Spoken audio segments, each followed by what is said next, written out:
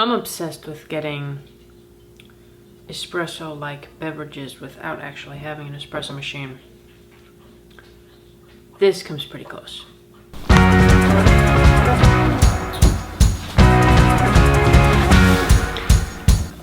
This coffee is amateur, but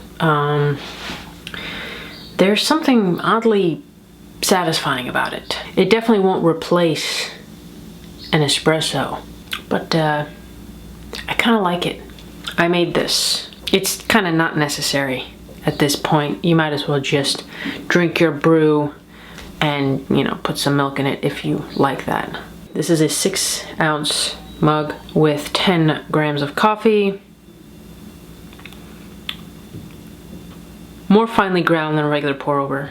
I don't remember how many grams of water.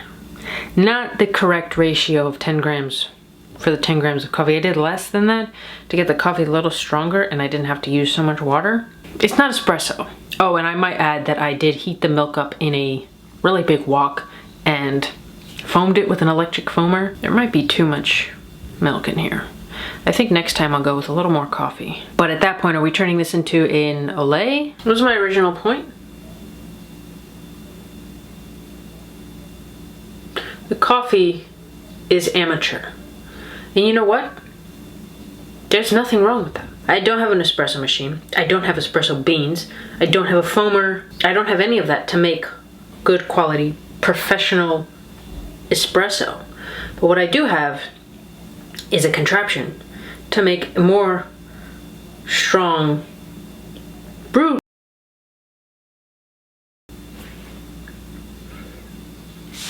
Okay. Honestly, what's my point here?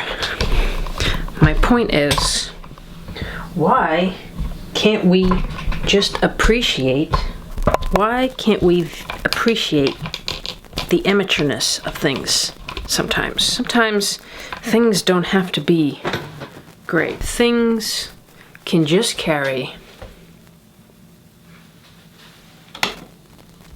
the essence. I wrote this whole thing, maybe I'll put it somewhere on Substack or something, but it's basically the idea of striving to be amateur, not to be bad. Okay, I guess amateur, is that bad? I think amateurs are appreciators.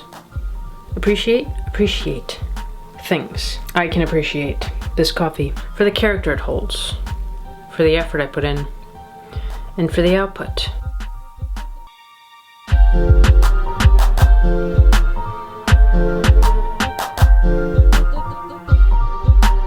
I've pretty much thought my entire life what I wanted to do with it, and for a long time that was writing. And in between that time, my interest of things I wanted to do have been a hodgepodge of interests and a mixture of things I was interested in, kind of never had the motivation to become expert. And I just enjoyed the thing. I learned some songs and chords on the piano. I self-taught myself using the internet, and I played it every day obsessively, but I never got past the point of actually learning the piano. This went on for several years. I never became proficient, but I sure as heck could play the Star Wars intro theme song. I don't have talent. No, I read a lot of Archie comics back in the day when I was younger. Probably, I would say hundreds. Again, what's my point? Society has like two frames of thought. The grind forever, for hours and hours and hours until you become absolutely professional, and then you have the complete opposite of that, which I think is more of a fairly new idea, and that's the Zen of nothing, meditation. I'm kind of looking for the middle. When you fall between the two, it can get kind of stressful. I feel like maybe society has turned the word amateur into this, like, it's bad. If you're an amateur, you're incompetent, which I guess maybe that is the definition, is to be incompetent in something. But maybe it should be a little bit different. Maybe it should just be about not wanting to be a professional in every single thing you do, and sometimes you just want to learn how to juggle, and you don't want to go past being able to juggle 3 balls for a couple of minutes. That's fine.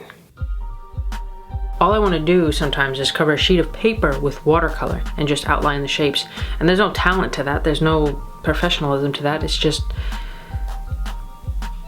a thing. Here's the thing though. I guess I just realized. If given the opportunity, I would never make one of these again if I had the proper machine. And then... is that finding what you want to do with the rest of your life? Food for thought.